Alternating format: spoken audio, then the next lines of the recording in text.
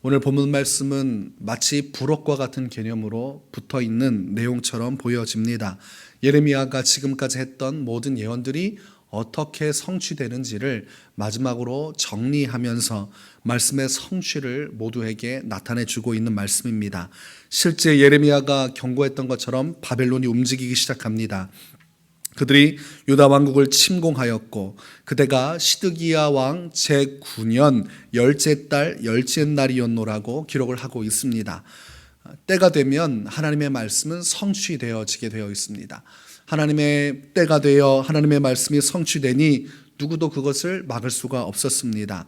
바벨론을 다스리는 느부갓네살 왕이 큰 권세를 가지고 유다 왕국을 침공했고 성 주변에 진을 쳤다고 되어 있습니다. 그리고 주위에 토성을 쌓았습니다. 주변을 둘러싸고 토성을 쌓으면서 이 성을 침공하려고 하니까 누구도 밖으로 나갈 수가 없습니다. 나가면 바벨론 군사에 의하여서 죽임을 당할 수밖에 없는 것입니다. 도관에 든 쥐처럼 그 성중에 갇혀서 1년 6개월간을 묶여 있어야만 했습니다. 성 안에 있었던 모든 물자들, 모든 먹고 사는 것에 관련된 것들이 1년 6개월이 지나니까 다 끊어졌습니다. 그러니까 성 안에 있어봤자 어차피 다 굶어 죽는 것밖에 없습니다. 항복을 하든지 아니면 굶어 죽든지 그 둘 중에 하나를 선택해야만 했습니다. 이 기근 속에서 그들이 선택하는 것은 도망하는 것이었습니다. 7절을 보니까 파괴된 성벽을 통하여서 모든 군사가 밤중에 도망하였다고 되어 있습니다. 왕과 왕을 지키는 부하들 그리고 모든 병력들이 틈새를 지나서 왕의 동산 견문길로 도망했다고 되어 있습니다. 그러다가 그들이 평지에서 잡혔노라고 되어 있습니다. 왕은 붙들려서 다시 끌려오고 모든 군사들은 왕의 곁에 있다가 다 뿔뿔이 흩어져서 도망가 버렸습니다. 마지막 남아있던 병력들도 다 흩어졌으니까 역전의 기회가 없는 것입니다. 왕이 사로잡혔기 때문에 이 전쟁은 이미 패배로 끝난 것입니다. 시드기야가 붙잡힘 당한 이후에 그는 하마 땅 리블라에 끌려갔습니다. 그리고 느부갓네살 왕 앞에서 신문을 받았습니다. 예레미야의 경고를 무시하다가 결국은 이제 처참한 상황에 놓이게 되었습니다. 느부갓네살 왕이 그대로 내버려 둘 리가 있겠습니까? 자신이 정복한 땅이니 그 왕의 아들들을 다 죽이기 시작합니다. 그것을 시드기야가 두 눈으로 보게 되었고 그리고 느부갓네살 왕이 그 아들들을 다 죽인 이후에 마지막으로 시드기야 왕의 두 눈을 뽑아냅니다.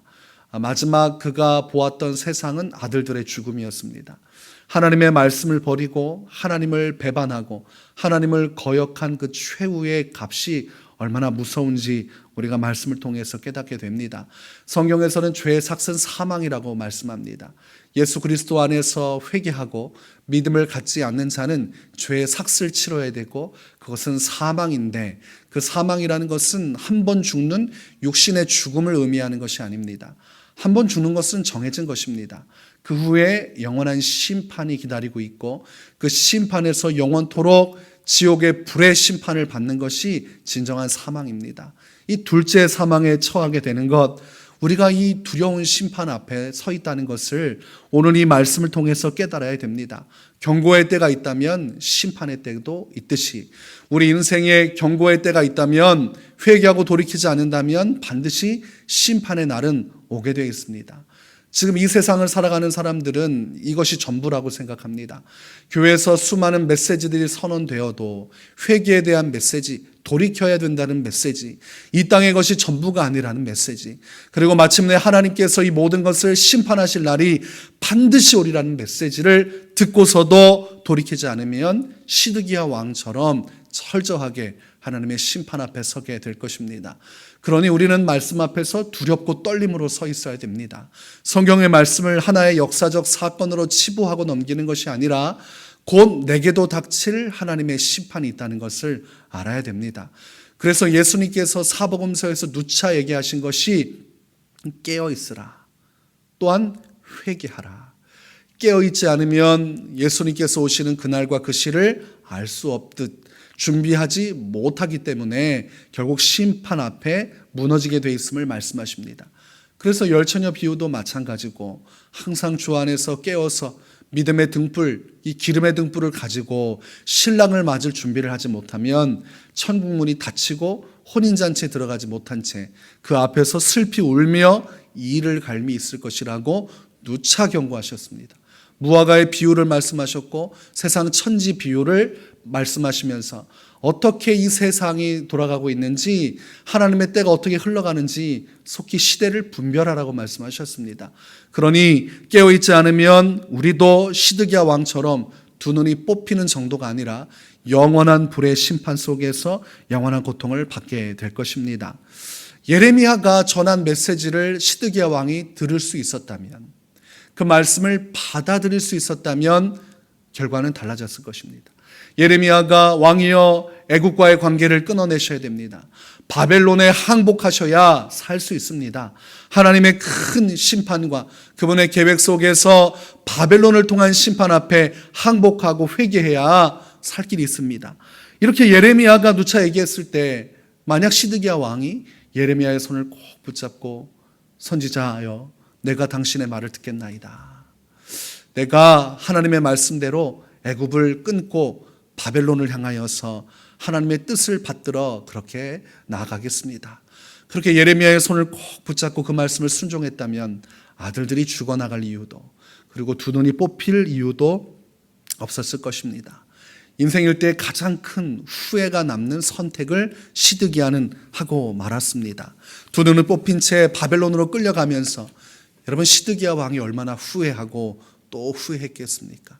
그때 예레미야의 말을 들을 걸, 그때 예레미야 선지자의 말씀을 받아들일 걸, 그랬다면 내 인생이 이렇게까지 추락하지 않았을 텐데, 애굽이냐 바벨론이냐 50%의 선택에서 정말 말도 되지 않는 잘못된 선택을 했습니다.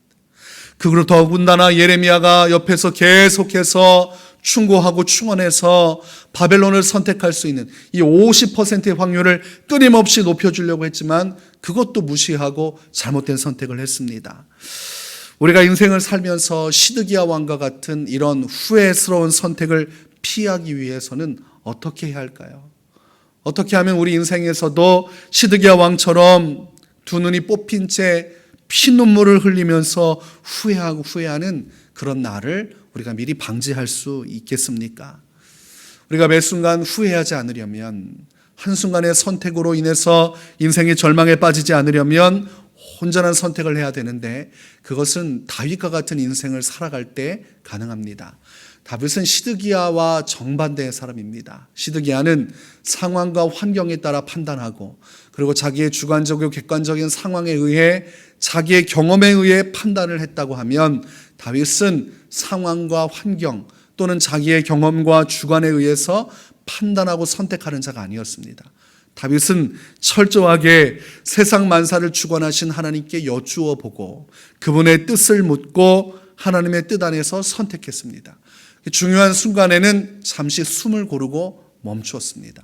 내가 무언가를 선택하는 것에 급급하지 않고, 상황을 회피하거나 피하는 것에 급급하지 않고, 일단 아무리 급해도 하나님 앞에서 그 선택의 순간만큼은 멈추어 있었습니다. 그리고 그 시간을 하나님께 드렸습니다. 하나님께 여쭈어 보았지요. 사무엘상 23장에 보면 다윗은 사울이 그일라에 있는 자신에게로 내려온다는 첩보를 듣습니다.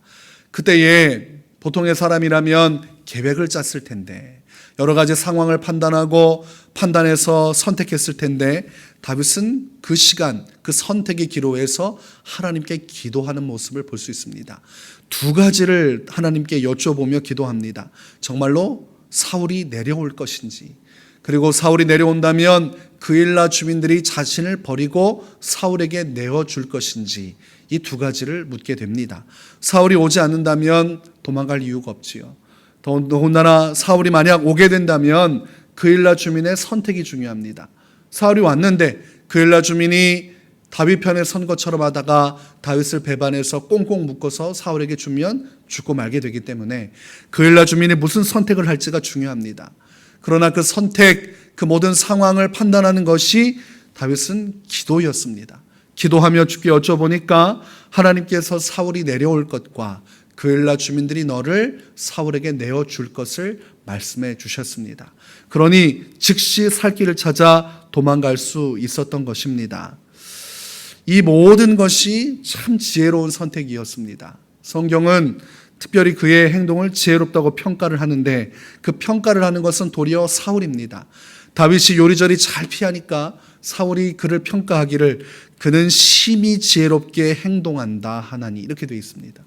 사람들에게 다윗을 평가하기를 다윗을 죽이려고 추격하는데 참 신기한 것은 다윗이 지혜롭게도 그 모든 위기를 잘 넘기고 생명을 보존하더라는 것입니다. 적이었던 사울이 볼 때도 그게 참 신기하였던 것입니다. 그러나 실상 이것은 다윗의 지혜가 아니라 하나님의 지혜였습니다. 하나님께서 주신 그 응답을 통하여서 그 지혜를 통하여서 살 길을 잘 찾아 나섰던 것입니다. 성경에서 나오는 위대한 인물들은 자신의 지혜로 승리한 사람들이 아닙니다. 하나님의 지혜로 올바른 선택을 했던 사람들입니다. 요셉이 하나님의 놀라운 감동을 받아서 바로의 꿈을 해석하였고 다니엘은 기도할 때에 그 왕의 꿈을 해석할 수 있는 지혜를 얻었습니다. 하나님을 선택하였고 하나님을 따랐더니 인생의 구비구비마다 하나님께서 살 길을 열어주신 것입니다. 그래서 무사람 위에 설 수 있는 은혜를 입게 된 것입니다. 여러분, 우리가 선택의 기로에 있을 때 잠시 멈추어 서야 합니다. 그 시간은 하나님의 시간입니다. 그때 상황과 환경을 보아서는 안 되고 내 자신의 경험과 판단을 의지해서도 안 됩니다. 철저하게 모든 것 내려놓고 다윗처럼 하나님의 뜻을 구할 때 그때 하나님은 우리에게 온전한 선택을 할 수 있는 길을 열어주십니다. 그리하면 시드기야와 같은 멸망이 우리에게 찾아올 수가 없습니다. 하나님은 다윗처럼 우리 인생에 승승장구하는 형통의 은혜를 베풀어 주시는 것입니다. 오늘의 삶이 밤낮 없이 눈물 젖은 후회를 하는 시드기야와 같은 인생이 아니라 다윗처럼 올바른 선택을 함으로 주님의 형통케 하심과 축복을 누리는 하나님의 은혜가 충만한 날이 되시기를 주의 이름으로 축원합니다.